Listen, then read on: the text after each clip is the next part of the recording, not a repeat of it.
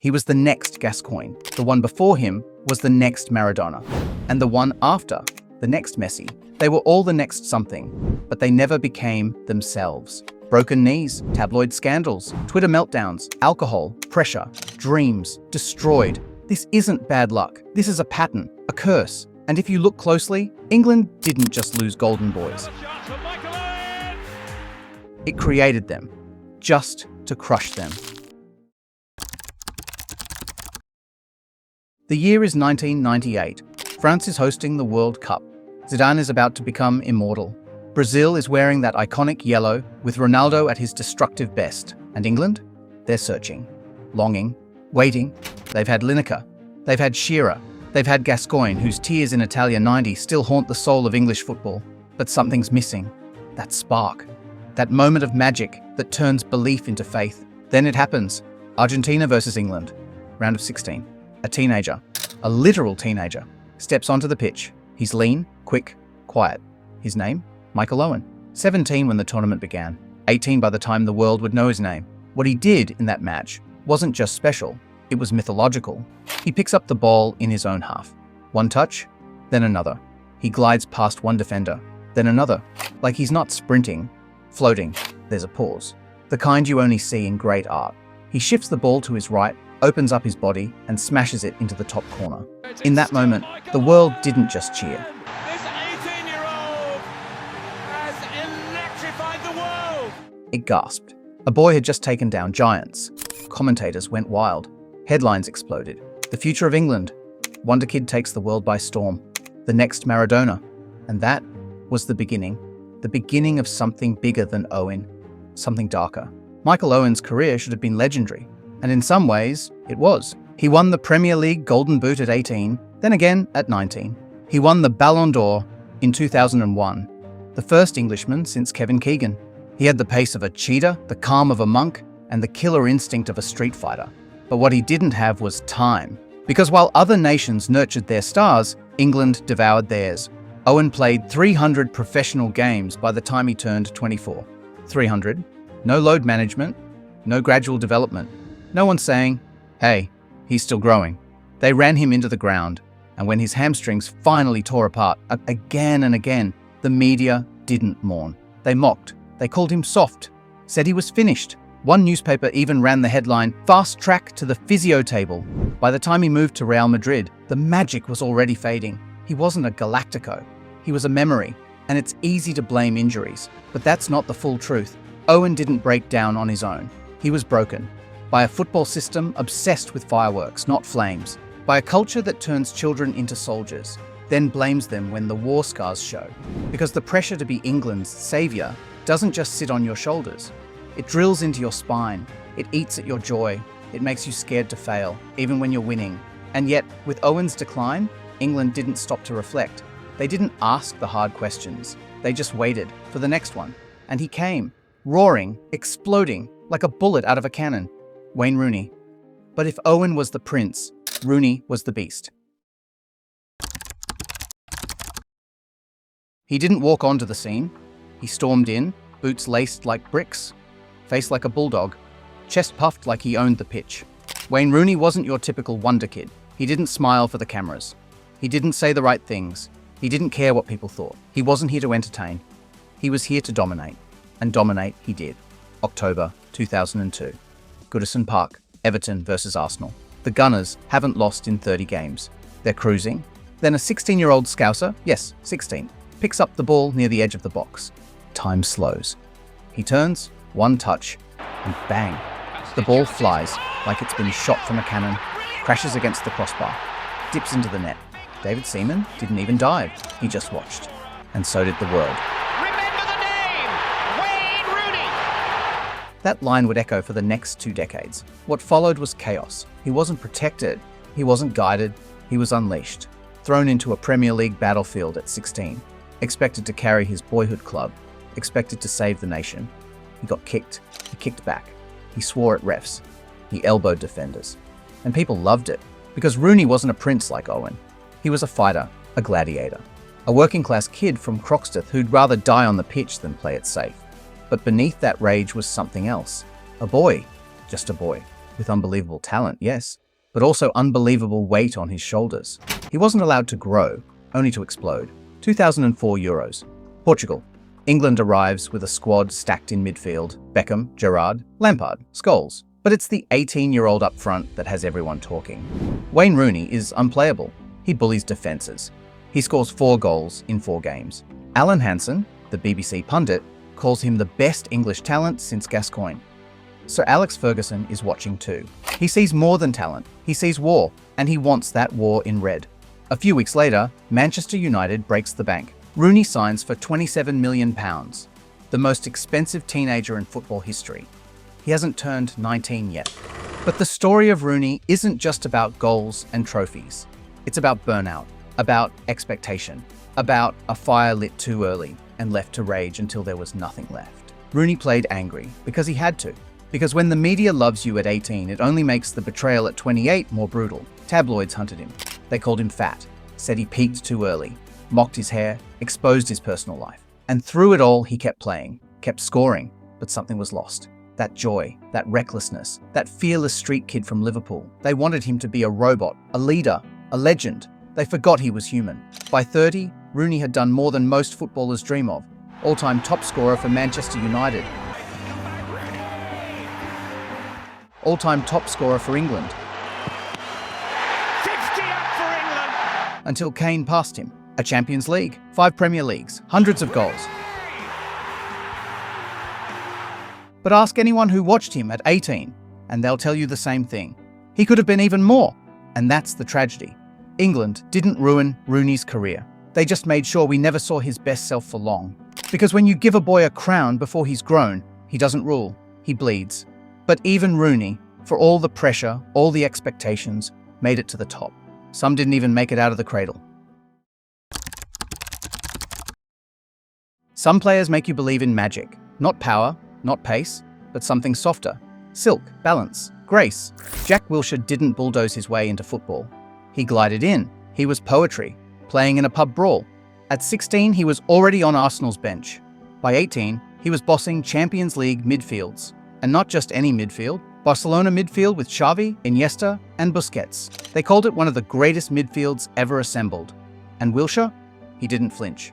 He danced. February 16th, 2011. Arsenal versus Barcelona at the Emirates. Wilshere was everywhere. Pressing, passing, spinning out of pressure. Like a boy who grew up playing in tight alleyways, not pristine training pitches. That night, even Spanish journalists were stunned. El niño inglés juega como uno de los nuestros. The English boy plays like one of ours. But England doesn't do subtle. It doesn't nurture silk. It wants warriors. It wants studs-up tackles. It wants its midfielders loud, angry, and bleeding. And Jack? He was none of that. He played with freedom, with innocence, and that's exactly what got taken from him. The injuries started early. An ankle, then another. A stress fracture, a broken foot, 1 surgery, then 2, then 5. He tried to come back. Every time. He changed his boots, his diet, his training, his physios. But the body that held so much talent betrayed him. And Arsenal, the club that raised him, eventually let go. He was 28, and it felt like a funeral. Jack Wilshere didn't fail because of ego or laziness or bad choices. He failed because the system didn't know how to protect someone delicate. It didn't want to. In another country, Spain maybe, he'd have been a national treasure. In England, he was a what if, another name for the list. But at least Wilshere got to dance, even if only briefly. Some never even made it to the ballroom.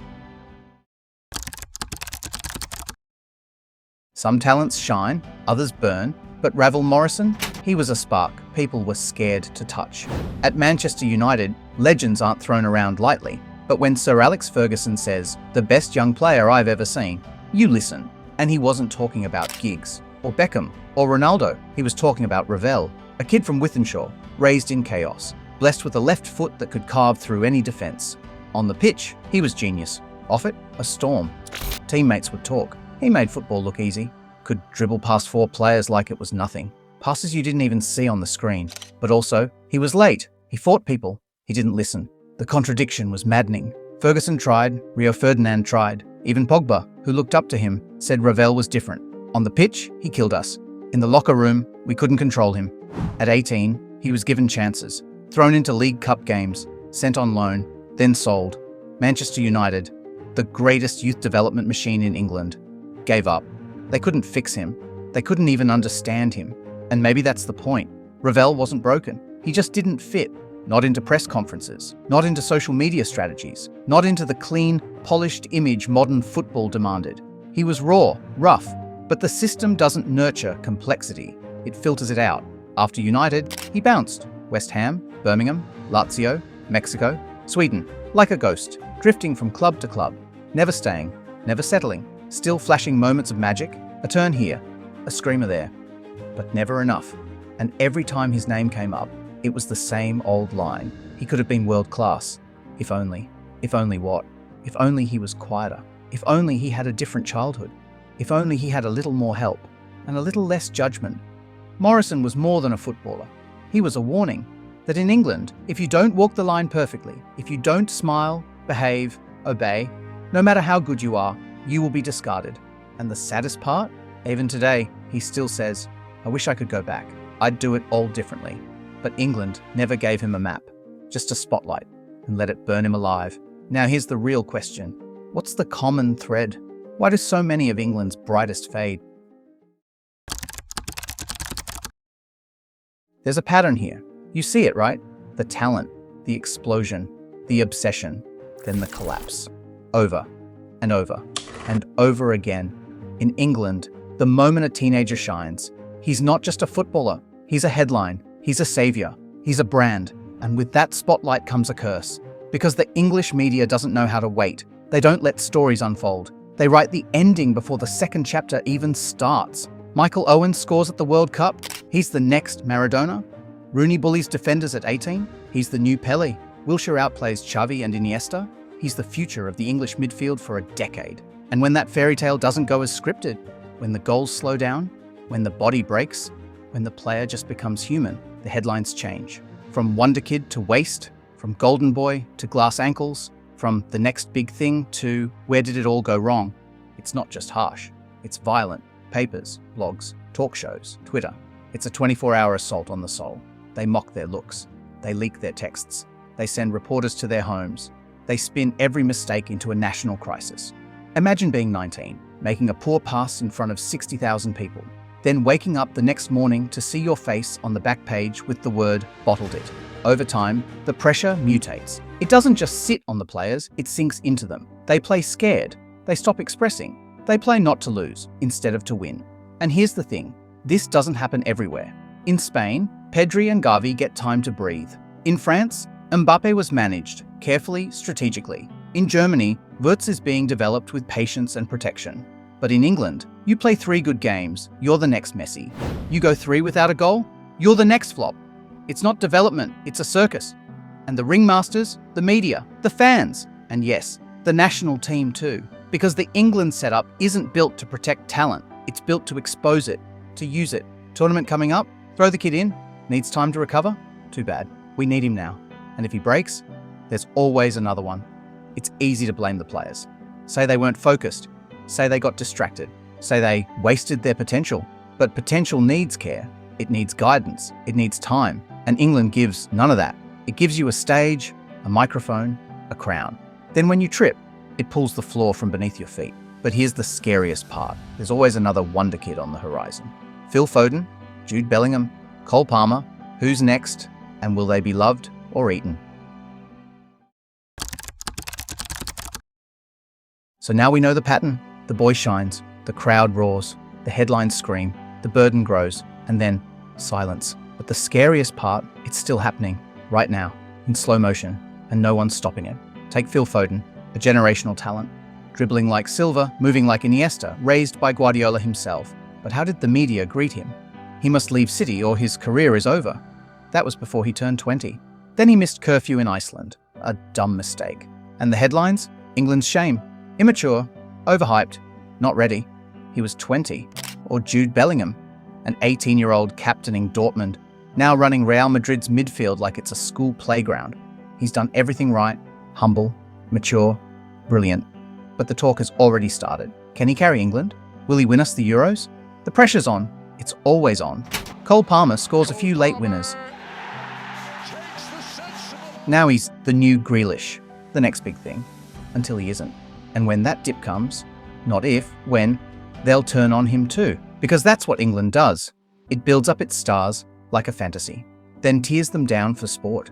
And you know what's worse? We call it normal. We say things like, pressure makes diamonds. He should be able to handle it. If he can't take the heat, he doesn't belong. But that's not pressure. It's poison, and it's in the water. It's the back pages.